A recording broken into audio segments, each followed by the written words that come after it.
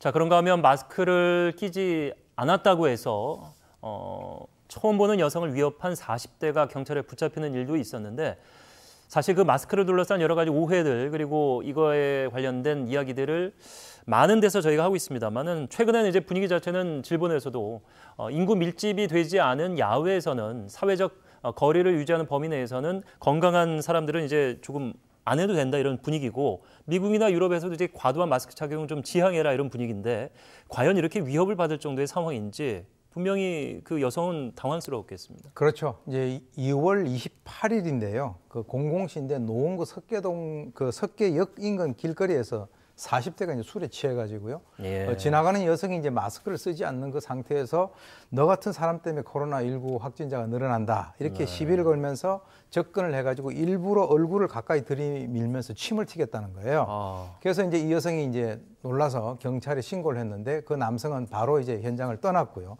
그런데 이제 경찰이 이제 CCTV 영상을 이용을 해가지고 신원을 확인해가지고 3일 뒤인 2일에 이제 불러가지고 조사를 했는데 자기는 확진 판정을 받은 적이 없고 그 당시에 술이 취해가지고 기억이 나지 않는다. 뭐 저희가 예상을 했습니다만 이제 그렇게 진술을 하고 있는 상황입니다. 예.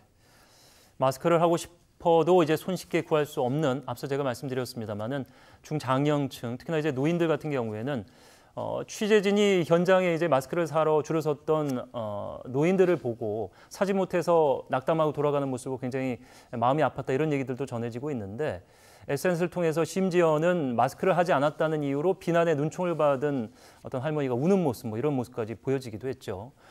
여하튼 이렇게 마스크를 착용하지 않았다는 이유만으로 위협을 한 남성 술 핑계를 대긴 했습니다만 이게 이제 얼굴을 들이밀고 이런 상황에서 그 위협 자체가 처벌할 수 있는 소지가 오히려 이 남성에게 있는 거 아니겠습니까? 그렇습니다. 지금 이제 이것을 보게 되면은 일종의 이제 두려움이 공격성으로 바뀌고 약한 그 여성을 선택을 해가지고 거기에다가 이제 알코올 효과까지 있는 그런 것인데요. 예. 지금 이제 이 사람은 기억은 안 난다라고 하지만은 그 당시에 아마 그 여성 옆에 또 한 여성이 있었다라고 해요. 그래서 이제 경찰의 입장에서는 그 여성까지 포함을 해가지고 그 조사를 해가지고 당시에 협박이 있었는가, 즉 협박죄에 해당이 되는가를 지금 면밀하게 이제 따져본다라고 하는데 사실은 이 협박이라고 하는 것은 대부분 판례에 의하면 공포심을 일으킬 충분한 정도의 해악을 고지하는 행위다라고 했을 때 과연 이 그 협박 내용이 상대방 행위에 어떤 제한을 주느냐, 뭐 또 이런 그 협박이라는 그 실제 공포심을 유발할 수 있는 가능성이 있느냐 이걸 따지게 되는데요.